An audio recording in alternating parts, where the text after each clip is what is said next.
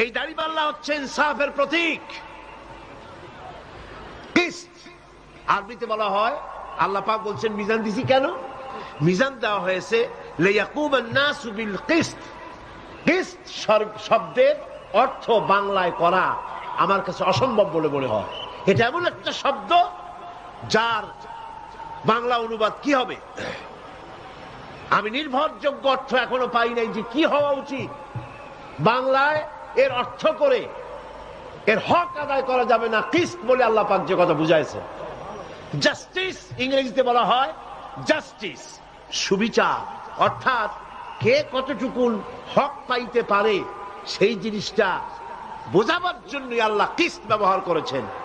সন্তানের হক একরকম, সন্তানের প্রতি অ্যাফেকশন স্নেহ এক প্রকারের, ভাইয়ের প্রতি স্নেহ আর এক রকমের, মায়ের প্রতি ভক্তি এক রকমের, স্ত্রীর প্রতি ভালোবাসা আর এক রকমের, প্রতিবেশীর প্রতি ভালোবাসা আর এক রকমের, প্রজাপুঞ্জের প্রতি ভালোবাসা আর এক রকমের। প্রত্যেকেরই আলাদা আলাদা হক রয়েছে। সেই হক আদায় করার জন্য আল্লাহ পাক বলেন নবীকে মিজান দিয়েছি, মানদণ্ড দিয়েছি। কি করে?